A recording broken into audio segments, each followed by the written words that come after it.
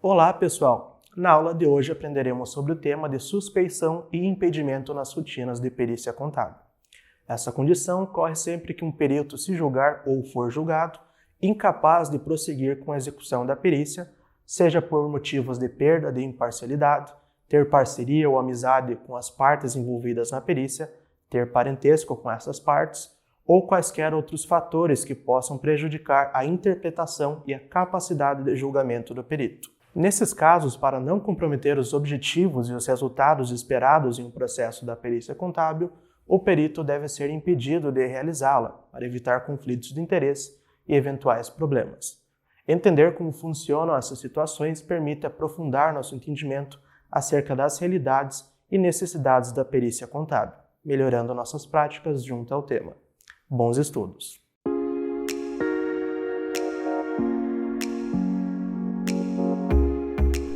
Olá, aluno Unifaciar! Seja bem-vindo à aula sobre suspeição e impedimentos. Na aula de hoje aprenderemos o que são a suspeição e o impedimento.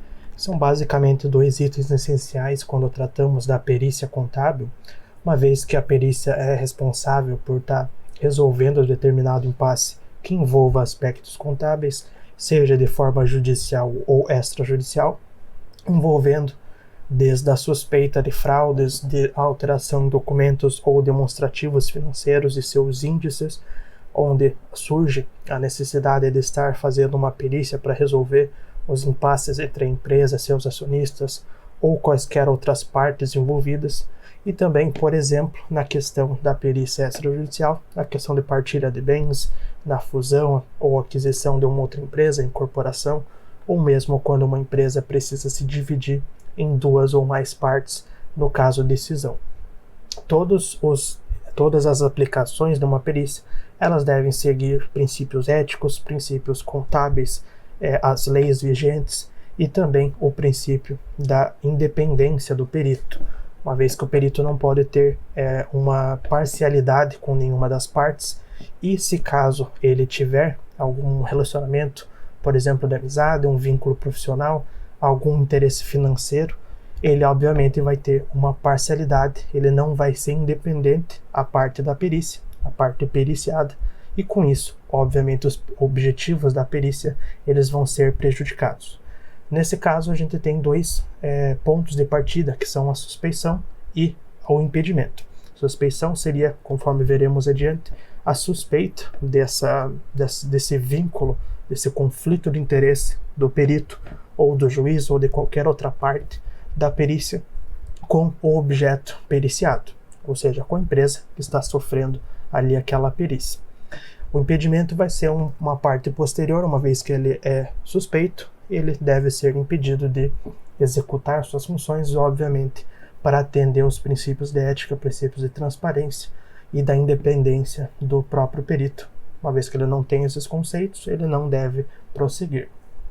Falaremos os detalhes, os pormenores de como funcionam esses dois conceitos. Também falaremos como proceder para resolver esses impasses, o que pode ser feito, o que deve ser feito, quais são as regulações que tratam sobre esse tema. E falaremos, por fim, as regras e as normas sobre esse assunto, sobre a suspeição e o impedimento. Muito importante que entendamos como esses dois funcionam, para que seja possível melhorar os estudos, melhorar os conhecimentos acerca da perícia contábil como um todo, uma vez que não é sempre que o perito vai estar apto para atuar, ele vai ter situações de suspeição e impedimento. Então vamos lá. Definindo um pouco melhor, teórica e praticamente, sobre a suspeição e os impedimentos, ambas são as situações fáticas ou circunstanciais que impossibilitam o perito de exercer regularmente suas funções ou realizar atividade pericial em processo judicial ou extrajudicial, inclusive na modalidade arbitral. Ou seja, independentemente do tipo de perícia, sempre haverão possibilidades da questão da suspeição e impedimento. Uma vez que elas aconteçam, cabe ao perito anunciar às partes envolvidas essa situação e não realizar o processo de perícia, deixando ali a cargo de outro perito que não tenha nenhum impedimento. Essas situações fáticas ou circunstanciais são, por exemplo, a amizade do perito com algum gerente, algum funcionário da empresa, ou qualquer coisa nesse sentido que vá originar um eventual conflito de interesse. Por exemplo, se o perito, ele é um contador, obviamente, mas ele também vai ter a questão das finanças pessoais, ele resolve investir em determinada empresa, resolve se tornar sócio de determinada empresa, que eventualmente vai ser alvo de uma perícia, qualquer que seja o motivo. O perito, caso ele seja apontado pelo juiz ou por um árbitro na questão da extrajudicial, se ele for escalado para fazer essa perícia na empresa que ele tem investimentos, que ele tem sociedade, aí terá um conflito de interesse claro. Uma vez que se a empresa estiver fazendo determinadas irregularidades, o perito, no sentido de exercer sua função, vai ter que coletar provas suficientes para evidenciar essas eventuais irregularidades, aqui no nosso exemplo, ao mesmo tempo que, se ele fizer o seu trabalho com qualidade, ele vai estar beneficiando o mercado como um todo, uma vez que ele vai estar evidenciando essas eventuais irregularidades que merecem ser devidamente tratadas, resolvidas e punidas, mas, por outro lado, ele também estará se prejudicando, uma vez que ele tem sociedade com essa empresa que está fraudando documentos, por exemplo, nessa nossa situação exemplo. Então, isso é basicamente um conflito de interesse. Se ele fizer certo, ele vai estar ao mesmo tempo que agindo certo, mas se prejudicando ao mesmo tempo.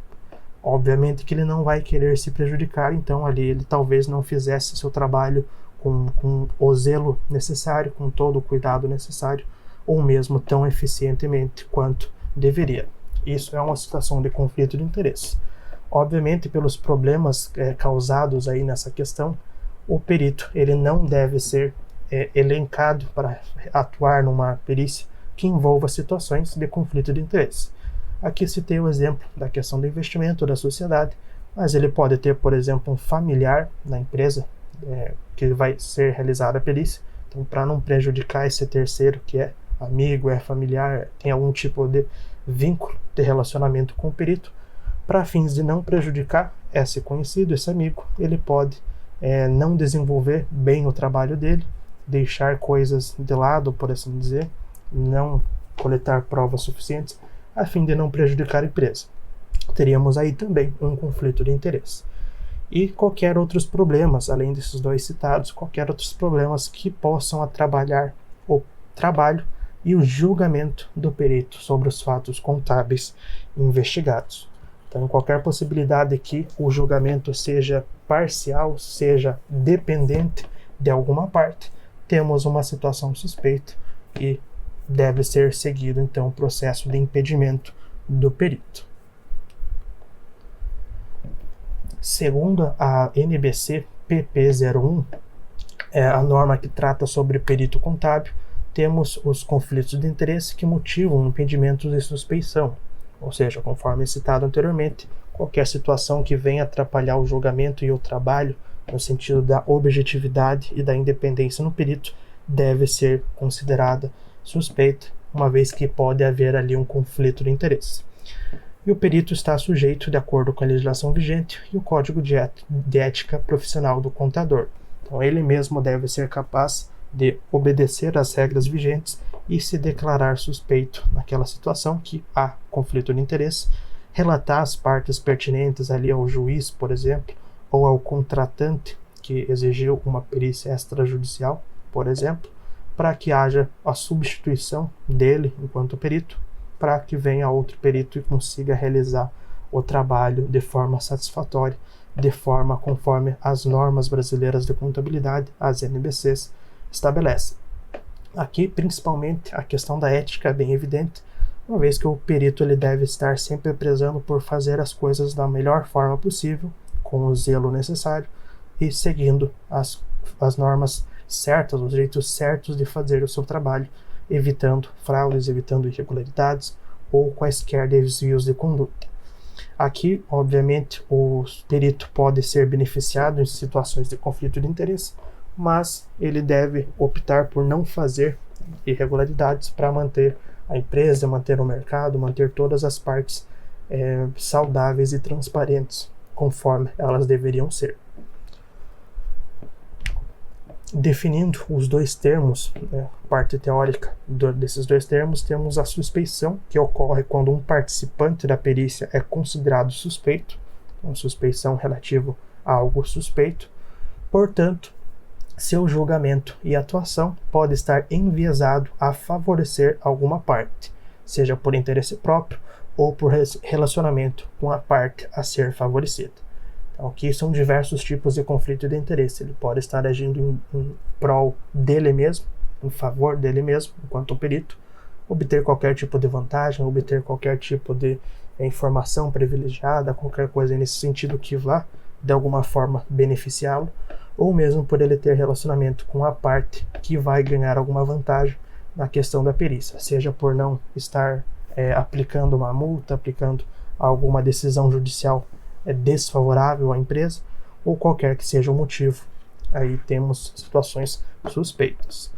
E o impedimento, ele vai ser a evolução de uma suspeita. Isso é, após ser considerado suspeito, o perito deve ser impedido de atuar, mantendo, mais uma vez, é importante focar esses pontos, a ética, a integridade e a justiça do processo de perícia, garantindo com que esse seja corretamente executado.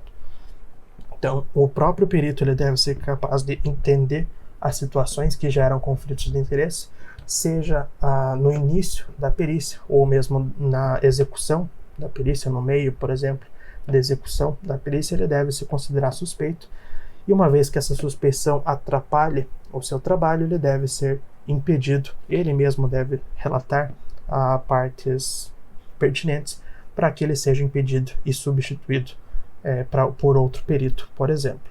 E não só ele mesmo, mas como os terceiros também devem fazer essas análises e tomar as medidas necessárias para que esse perito seja impedido e que não cause prejuízos ao processo de perícia. Segundo a NBC PP 01, no seu item 12, o perito nomeado deve se declarar suspeito ou impedido quando não puder exercer suas atividades observadas as disposições legais. Então, daqueles conflitos de interesse citados anteriormente, todos eles são situações em que o perito vai ser suspeito e, consequentemente, impedido de exercer suas atividades ali naquele processo de perícia. Ainda no seu item 13 da NBC PP 01, depois da nomeação ou contratação, o perito precisa se declarar suspeito quando verificar a ocorrência de situações que venham suscitar suspeição em função da sua imparcialidade ou independência, e dessa maneira comprometer o resultado do seu trabalho em relação à decisão. E aqui, quando a gente fala de imparcialidade ou independência, sabemos que os seres humanos têm emoções, têm relacionamentos com pessoas.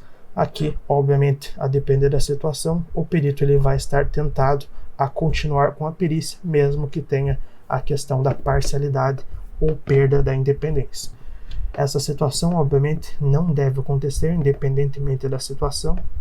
Então, o perito ele deve ter controle suficiente sobre a sua profissão, a questão também da inteligência emocional, para ele saber diferenciar o pessoal, a sua opinião pessoal, os itens ali pertinentes à sua pessoa, do seu perfil profissional.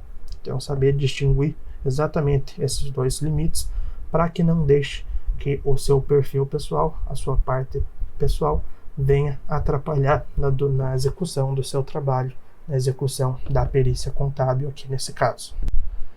Ao não obedecer dessas questões da suspeição de impedimento do perito ou quaisquer outras partes, conforme veremos adiante dos processos de perícia contábil, diversos prejuízos podem estar acontecendo, seja logo a primeiro momento, numa situação favorável ou desfavorável a qualquer uma das partes envolvidas na perícia. Então, no caso, por exemplo, de uma empresa estar fraudando ali determinados documentos, determinados índices, determinados itens contábeis, isso obviamente é algo maléfico às pessoas da empresa, seja aos seus gestores que não têm ciência desses esquemas de corrupção, seja aos funcionários ou como o mercado como um todo. Então, obviamente, isso deve ser sanado, e aqui, uma vez que há conflito de interesse, o perito ele pode não querer evidenciar esses erros, evidenciar essas irregularidades, e isso causa prejuízos a uma série de pessoas, uma série de empresas, uma série de agentes econômicos. Isso a primeiro momento, né? E também, segundo momento, ele pode, mesmo pelo conflito de interesse, mesmo que não haja algo de errado, ele pode estar deixando ali passar alguns itens, não executando sua função de perito com todo o zelo necessário, com todo o cuidado necessário, e por falta dessa questão dele se declarar suspeito, dele ser impedido de atuar, não ser impedido nesse caso, ele pode estar prejudicando a própria empresa periciada, uma vez que ela pode estar com controles ali financeiros ineficazes, pode estar gerando efeitos em cascata que lá na frente trarão prejuízos a essa empresa e, obviamente, a todas as partes envolvidas com ela. Então, por isso, é necessário aplicar corretamente essas questões da suspeição e impedimentos. E além, obviamente, mais uma vez, da questão da ética, fazer certo, porque é o correto a se fazer. Aí, não só o perito, mas todos os funcionários das empresas, o mercado como um todo, se aplicar corretamente essa questão da ética, da transparência, de fazer as coisas corretas, os benefícios gerados serão muitos ali para vários agentes, vários participantes das empresas, do mercado como um todo. Então, mais uma vez, é importante que a gente estude, conheça e aplique corretamente esses conteúdos desta aula. São as situações de suspeição e impedimento do perito, segundo o item 14 da NBC-PP 01, ser amigo íntimo de qualquer das partes. Obviamente temos aqui um ótimo exemplo de conflito de interesse. Uma vez que ele é amigo íntimo, ele já vai ter relações, ele vai ter visitas frequentes ali desse terceiro, e por fins da perícia, que pode vir a prejudicar esse amigo, ele pode estar fazendo um trabalho ruim, um trabalho pouco eficiente, a fim de não coletar provas suficientes ou mesmo manipular os dados da perícia, elaborando, por exemplo, um laudo pericial que não condiz com a verdade. Quaisquer irregularidades podem ser aplicáveis aí nesse caso, quando o perito ele é amigo íntimo de qualquer uma das partes, seja da parte que requisitou a questão da perícia, então ele pode estar agindo em desfavor da empresa periciada, do objeto de perícia, ou vice-versa. Ele pode ser amigo não de um juiz, não de um membro do Ministério Público, mas sim ser amigo de alguém da empresa, então ele vai agir em favor da empresa ao invés do favor da justiça. Então, qualquer uma das partes que ele seja amigo, aí temos uma situação clara de conflito de interesse e deve-se seguir com a suspeição e o impedimento do perito nesse caso. Um outro item é quando ele não é amigo, mas ele é inimigo, ou seja, pelos mesmos motivos, ele vai ter um conflito de interesse, ele vai ter uma parcialidade, uma dependência de opinião pessoal, nesse caso. Então, uma vez que ele é inimigo, ele vai fazer de tudo para prejudicar essa parte, seja ali da mesma forma da empresa, ou do juiz, ou da empresa contratante, quando se tratar de perícias extrajudiciais. Então aqui ele pode investigar de forma a extrapolar, por exemplo, os seus direitos, os seus deveres ali, os seus limites enquanto perito, buscar outras irregularidades na empresa para expor junto com o laudo pericial a fim de prejudicar qualquer uma das partes, pode manipular dados de forma errada, utilizar métodos não aceitos, métodos não convencionais para estar manipulando provas, pode estar fazendo qualquer tipo de irregularidade para prejudicar uma das partes, caso ele seja inimigo ou uma desavença dessa parte em questão. Um outro ponto interessante de entendermos essas situações é quando o perito ele é devedor ou credor em mora de qualquer uma das partes, dos seus cônjuges, dos parentes dessas em linha reta ou linha colateral, ou seja, primeiro momento mais próximos ou não, ou qualquer relacionamento com essas partes. Mais uma vez, seja a questão da justiça, ou de uma empresa que necessita da perícia, ou da parte periciada. Então, se ele tiver, por exemplo, devendo dinheiro, ele vai ter também um conflito de interesse, ele vai querer prejudicar a empresa, em muitos casos, por causa dessa dívida existente. Ao mesmo tempo, se a parte ou periciada ou que está exigindo a perícia dever dinheiro para o perito, mais um conflito de interesse. Uma vez que ele quer receber esse valor, ele fará de tudo para colocar a sua pessoalidade, sua parcialidade também nessa questão do seu julgamento. Aí temos uma situação de suspeição e impedimento. Repare que todas essas situações envolvem necessariamente um conflito de interesse. Então, nesse caso, o perito não deve prosseguir os seus procedimentos, deve ser substituído por outro que não tenha nenhum tipo de conflito de interesse, como esses daqui. Outras situações é que o perito ser herdeiro, por exemplo, ou donatário de alguma das partes ou dos seus cônjuges. Então, por ele ser herdeiro da empresa, por exemplo, ele pode ter conflitos e interesses nessa empresa em questão. Então, ele pode agir de determinado jeito e esse jeito não ser o mais adequado.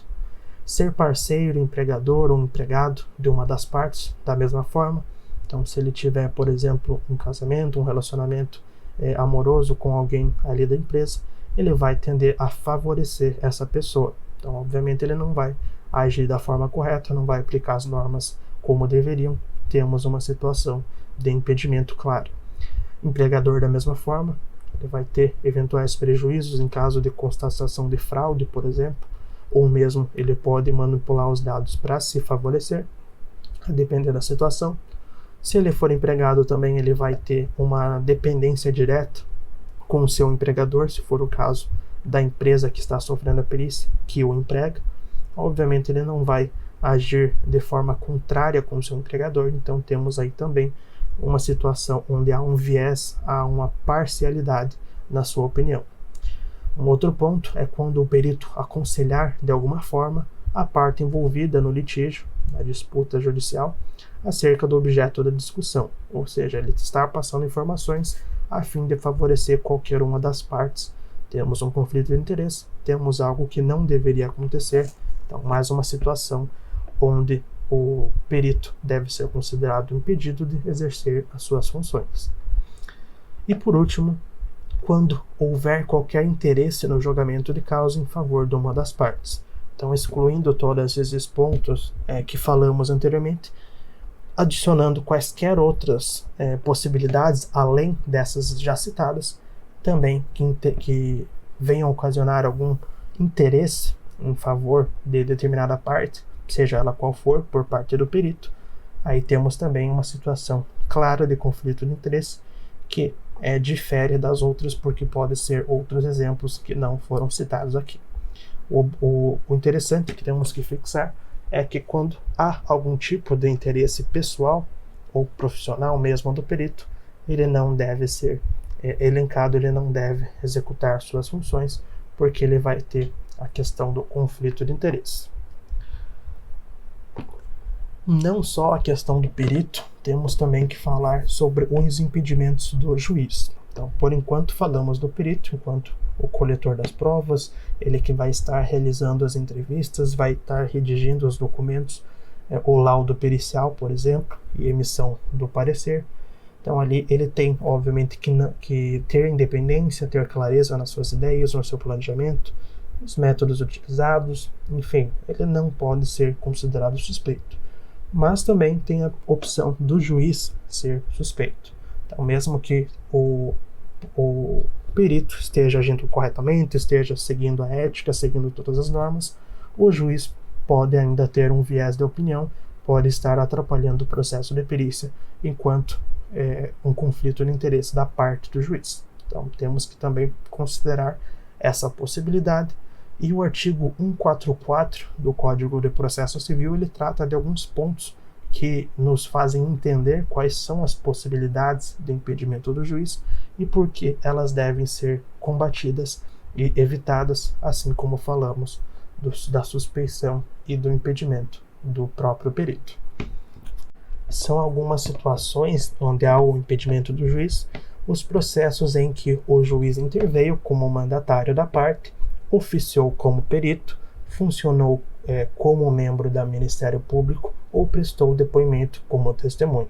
Diversas situações, mais uma vez, que vêm a atrapalhar o julgamento do juiz, uma vez que ele tem relacionamentos ali com as partes, ele pode agir em favor ou em desfavor dessas partes.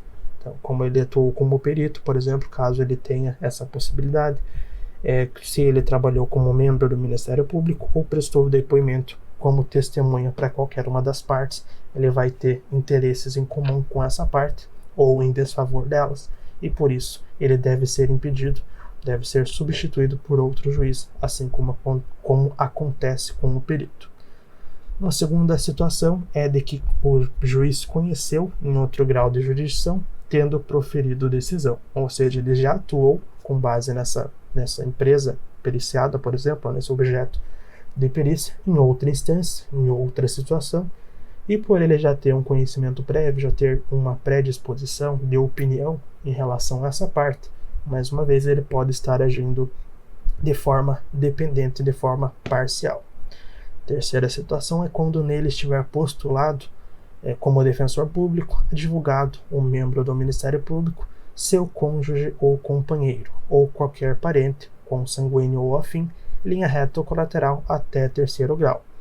Ou seja, quando tiver parentes, tiver cônjuge e parceiros ali de relacionamento, pelos conflitos de interesse, de não prejudicar ou de querer prejudicar propositalmente, não deve ser realizado o julgamento por esse juiz em específico. E por fim, quando o próprio juiz for parte do processo, seu cônjuge ou companheiro, que forem ali também relacionamentos pessoais do juiz em relação ao próprio processo de perícia. Então, se estiver envolvido ele mesmo, se estiver algum parente envolvido na empresa periciada, por exemplo, que está ali fazendo a partilha de bens, está fazendo uma cisão, por exemplo, qualquer outra situação, ele não vai poder fazer o julgamento, uma vez que ele vai ter conflitos de interesses envolvidos nesse processo. Uma quinta situação vai ser quando ele for sócio ou membro da direção ou da administração de pessoa jurídica parte no processo, obviamente por ele ter participação nos andamentos, até certo ponto na administração da empresa, em alguns casos, ele vai ter a questão de conflito de interesse. Ele não vai poder atuar como defensor da empresa, nem como o seu julgador, no sentido de puni-la, se for o caso, se tiver constatado algum tipo de irregularidade. Então, nesse sentido, obviamente, ele não pode atuar nos dois lados, então ele vai ter que se afastar. Ali, nesse caso, ele vai ser uma parte da empresa periciada e não da parte julgadora, mesmo se ele for um juiz. Ele não vai participar do caso, outro juiz vai fazer esse julgamento. Quando for herdeiro, da mesma forma que acontece com o perito, então se ele tiver interesses de posses, de bens e de patrimônio com a empresa, se ele for donatário, se ele fizer doações, ou empregador de qualquer uma das partes, seja a questão ali da parte que requeriu a perícia ou da presa periciada, qualquer uma dessas dois lados, ele pode ter conflitos ali nessa questão. Sétimo ponto é em que figure como parte instituição de ensino com a qual tenha relação de emprego ou decorrente de contrato de prestação de serviço. Então aqui também, interesses profissionais não devem ser atendidos por esse juiz. Mais um ponto em que figure como parte cliente do escritório de advocacia de seu cônjuge, companheiro ou parente, consanguíneo ou afim, até terceiro grau, inclusive mesmo que patrocinado por advogados de outro escritório. Ou seja, se ele tiver relacionamento com a parte jurídica que está envolvida naquela requisição da perícia, ele também não pode atuar, uma vez que ele vai ter conflitos de interesse. E por fim, quando ele promover a ação contra a parte ou o seu advogado. Então, quando ele estiver envolvido em ações judiciais, mesmo como um juiz ali no caso, aqui ele vai estar atuando como um cliente de processos judiciais, por assim dizer. Então, se ele tiver algum conflito direto com a parte que está requisitando a perícia ou os advogados ali existentes, ele deve ser considerado impedido e suspeito, primeiramente, impedido de realizar as suas funções. Além das situações de impedimento, temos as situações de suspeição do juiz. Elas acontecem, segundo o artigo 145 do Código de Processo Civil, quando o juiz ele for amigo íntimo ou inimigo de qualquer das partes e de seus advogados. Da mesma forma que explicamos anteriormente, quando o perito for amigo ou inimigo de qualquer uma das partes, há conflito de interesse. Não seria diferente quando o juiz tiver amizades ou inimizades com qualquer uma das partes. Aqui, esse conflito de interesse ele ainda é mais grave, uma vez que o perito ele vai atuar ali apenas como um coletor de provas e vai elaborar o laudo pericial. Então ele vai fornecer provas para uma decisão, mas aqui com o juiz, caso esse conflito não seja sanado, não seja impedido, aqui teremos graves prejuízos para algumas das partes, uma vez que o juiz vai ter o poder de decisão sobre a condução final dessa perícia. Então ele pode estar prejudicando ou beneficiando algumas das partes, causando aqui a injustiça nessa imparcialidade nesse processo de perícia. Quando ele receber presentes de pessoas que tiveram interesse na causa antes ou depois de iniciado o processo, então ele receber aqui compensações financeiras, compensações patrimoniais, qualquer agrado, mesmo que mais simples, então aí ele pode estar sendo ludibriado, sendo influenciado por uma das partes com esses presentes, com esses agrados, e essa afeição, esse relacionamento, ele pode causar, obviamente, conflitos de interesse e conflitos no julgamento do próprio juiz. Então, essa situação ela deve ser evitada. Aqui, como detalhamos a parte ética por parte do perito, o juiz, a mesmo modo, ele deve ser capaz de manter-se íntegro, manter-se justo, manter-se ético, para evitar qualquer um desses problemas relacionados com o recebimento de presentes, por exemplo. Uma terceira situação é quando qualquer das partes for sua credora ou devedora. Da mesma forma como o perito, se ele estiver devendo dinheiro ou a pessoa que esteja participando do processo de perícia dever dinheiro para o juiz, qualquer uma das situações, ele for credor ou devedor, não só ele, mas como cônjuge, companheiro, parentes, enfim, todos esses eles não devem ter esse tipo de relacionamento com as partes envolvidas, e se houver, o juiz é suspeito e deve ser impedido em sequência de executar os seus trabalhos. Se ele ainda estiver interessado no julgamento do processo em favor de qualquer das partes, aqui opinião pessoal, opinião profissional, um desejo da pessoa mesmo, enquanto juiz, de determinado resultados agradaria mais ele, por exemplo, aí temos uma situação de conflito de interesse, um interesse no julgamento, então o juiz não deve participar. Aqui ele deve ser suspeito e depois impedido, assim como explicamos, assim como discutimos a situação do perito.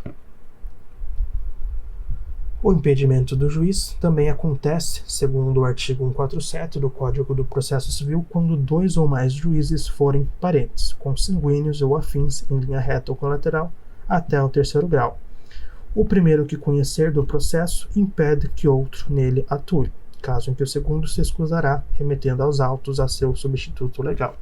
Ou seja, se 2 ou mais juízes forem necessários na questão da perícia judicial, a perícia contábil judicial, se 2 deles forem parentes, obviamente, por se conhecerem, por terem um histórico juntos, eles vão ter relacionamentos, vão ter interesses em comum.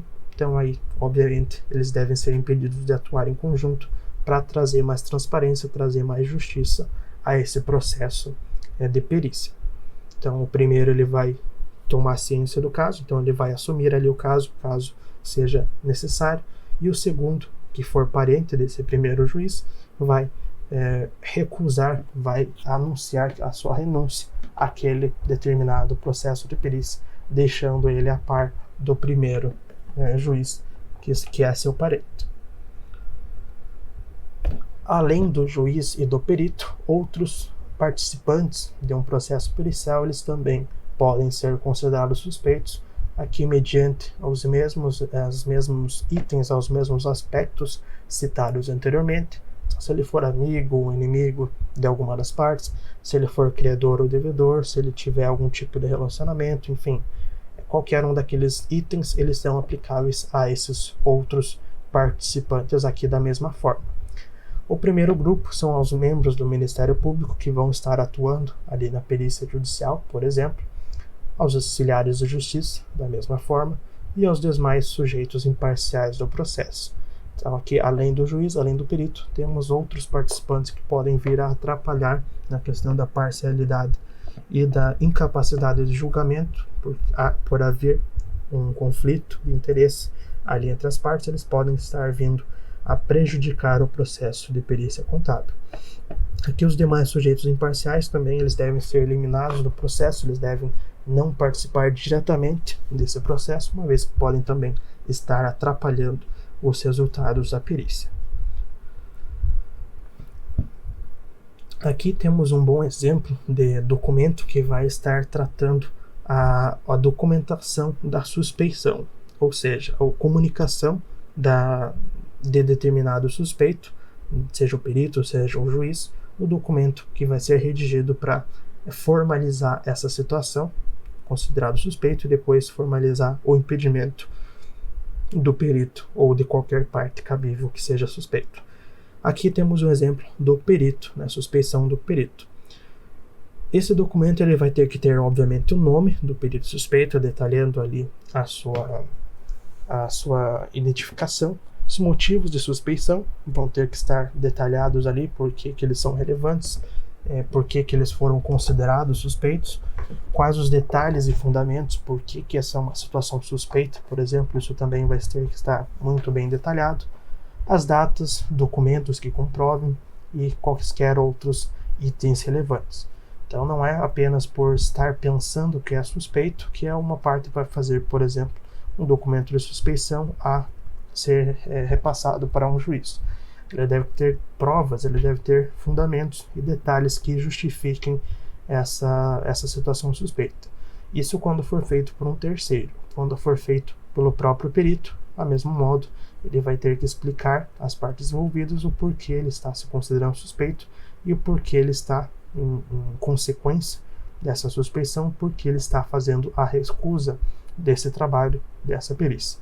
Então deve ser um documento bem detalhado, bem fundamentado, não apenas com base numa suspeita sem fundamentos, uma suspeita por base no achismo, por exemplo. A decisão do juiz, da mesma forma, temos aí um exemplo de documento que vai estar tratando dessa decisão do juiz.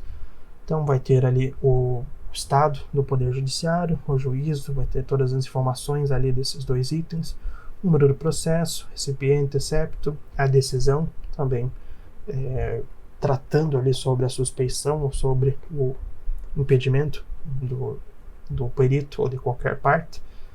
Enfim, informações sobre todo o processo de suspeição e impedimento.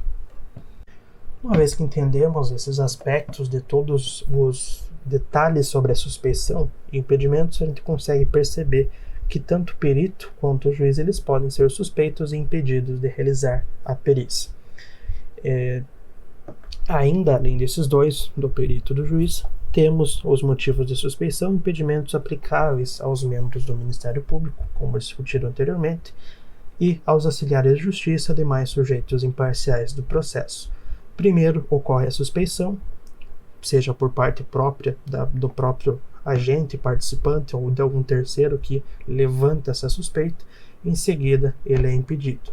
Se ocorre a suspeição ou impedimento, ele automaticamente não participa do processo, uma vez que é redigido ali o documento de suspeição, o juiz emite o auto que afirma e registra essa suspeição, e daí esse participante não irá participar, esse agente não irá participar do processo de perícia. E com isso chegamos ao final de mais uma aula sobre perícia contábil e sobre a suspeição e o impedimento. Aprendemos na aula de hoje que esses dois itens são muito relevantes para manter todo o processo de perícia contábil justo, eficiente, eficaz e transparente. Uma vez que a perícia ela é necessária para resolver impasses, esses impasses devem ser resolvidos de uma forma imparcial, de uma forma justa, que não beneficie ou prejudique nenhuma das partes, apenas condiza com a verdade, para que essas provas levantadas na perícia sejam posteriormente entregues para um juiz, no caso de uma perícia extrajudicial, ou numa perícia extrajudicial, a um árbitro ali, a empresa que precisa resolver aquele impasse. Então também ele deve ser fundamentado na ética e nos bons princípios da contabilidade e da legislação. Então, a suspeição, conforme vimos na aula de hoje, ela acontece quando uma parte é considerada por si mesma ou por terceiros como suspeita em um caso que envolve a perícia.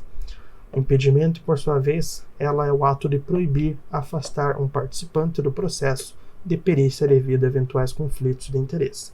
Devemos sempre lembrar dessa palavra, que ela vai ser necessária quando na análise de uma situação suspeita, como definimos algo suspeito, quando há a possibilidade de conflito de interesse, a possibilidade de atrapalhar o julgamento do perito, do juiz, dos membros do Ministério Público ou quaisquer outros.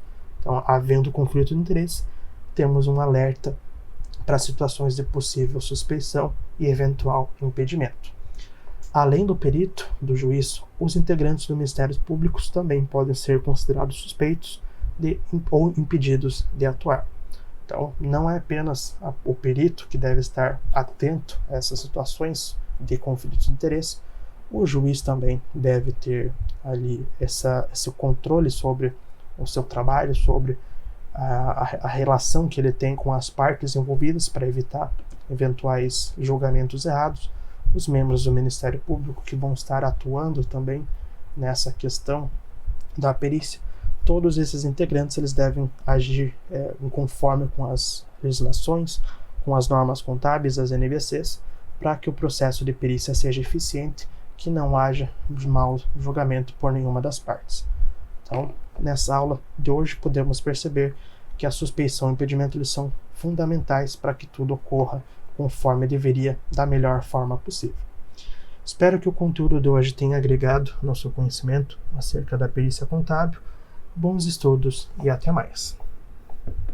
Após a aula sobre suspeição e impedimento, podemos aprender que no caso da existência ou mesmo na possibilidade de conflitos entre o perito e qualquer parte envolvida nos processos de perícia contábil, o perito deve ser considerado suspeito por si mesmo ou por outra parte envolvida e em seguida ser impedido de realizar o processo de perícia nesse caso específico.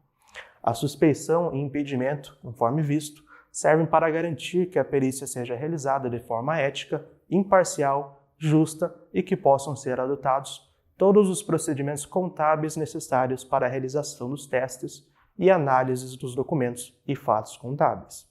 Com esse conceito de suspeição e impedimento, de forma geral, a perícia pode ser desempenhada com maior confiabilidade, transparência e eficiência.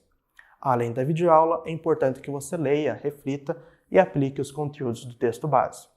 Bons estudos e até mais!